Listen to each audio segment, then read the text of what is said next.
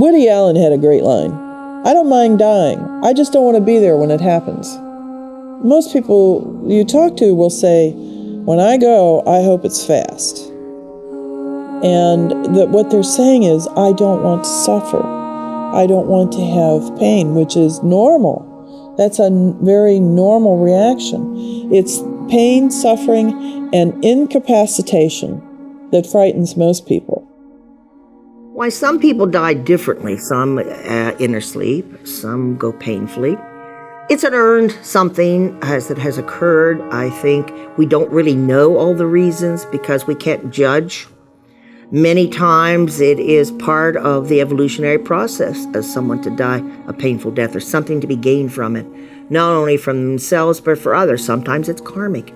There must be something in that pain that's taking that individually, either emotionally or spiritually, to that final point. Sometimes the person that has an easy death, oftentimes esoteric texts say that that's earned, that perhaps in this lifetime they accomplished what they could. They really feel they suffer before they let go. It's like they have to go to the extreme. It's like when you're totally exhausted, when you're totally done in, there's no place to go, no one to turn to. Then it's sort of like surrender. And that's it, surrender. If you surrender to whatever it is you have, and I don't mean resign to it, you become a part of it. The suffering, I think, begins to dissipate. I've seen that. It's not something that I'm just saying. I've seen certain people actually do it. Some people cling so desperately to what they know because they're not sure. They've heard it, but they're not sure.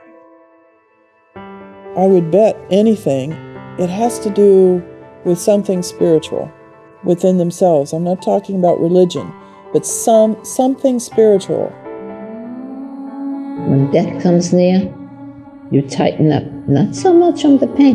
Sometimes the pain takes you out of the fear and you want it to end. So you don't tighten up from the pain. You tighten up from what your parents taught you. You tighten up what the world taught you.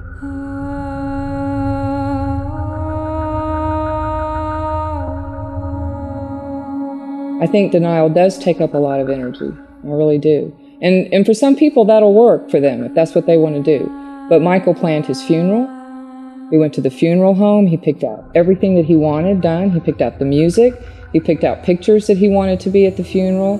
He told me exactly what he wanted to wear and how everything was to be handled. And I think that empowered him. I think that made him feel like he had some control. Sometimes those things are as simple as, could you pull the curtains? Could you put them back? No, I don't want any food. Yes, I want a glass of water. Would you please move the bedclothes? Those are sometimes the last pieces of control that we have over everything. Once a patient makes a decision to let go, something happens. I think it's pretty evident that sometimes people wait for somebody to be out of the room so that they can let go. Sometimes they wait very specifically for somebody to put a foot over a door sill, and they wait until that person's in the room to go. A patient might say to me, well, I won't see you, I won't be here tomorrow. And they would die during the night. I picked him up in my arms, and he said, I'm dying. And I said, yes, yes you are. Dad, you're dying. Now I want you to die. And we embraced. And it was like he had heard from his son, it's okay to go through this process.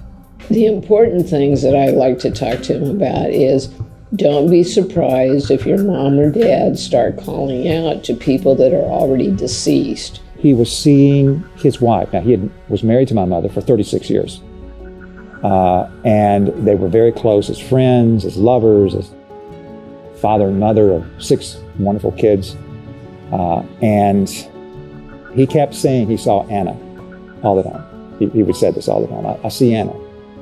And I said to him, yes, you are seeing Anna. I think when we see family, keep in mind that when at that level we don't have bodies as we know them today. We are an essence. When people die and claim they see people they know were religious figures, I think, again, we are creators. That is our consciousness, as we as men are creators. Energies are there in order to help us through. I think the consciousness that we are, the unconscious, creates aspects that we are familiar with. I think that's what helps us. These people who are dying generally will start talking more in spiritual terms. We had a woman who had a relative who committed suicide, and the family had put a secrecy around it and said not to tell the patient because this person was so special to her. Well, guess who came to see her before she was ready to die? And all the family saying, who told her, who told her? And everybody said, we never told her, we never told her. But this person was there to help with the transition. So we always say to people, enter into their reality. Don't try and bring it back to yours. The clarity of mind in a person at that time is amazing, of what they see in another life, and can talk to you about another level of life. If somebody says that they see somebody in the corner, we always say, don't say, oh, there's nobody there. Say, well, what are they wearing? What are they telling you? And if you listen, you can hear some pretty incredible kinds of things. I noticed he had been kind of looking over to the door, and he called me over, and of course had Alzheimer's and had not remembered my name in quite some time, but at that point he knew exactly who I was, and he called my name and called me over. And he said, I think that they would like for me to go with them. And I said, well, who would that be? And he says, well, I don't really know, but I think I know them. And I think they want me to come with them. They keep acting like they want me to come with them. And I said, well, if you don't fear them and you think that you would like to go with them, I think you should do that. And he said, well, your mother's not going to like this. And I said, well, I'm sure she won't. And I said, but we'll take care of Mom. You needn't worry about that. You just go. And he did exactly that. Right that minute, he stepped out of the body.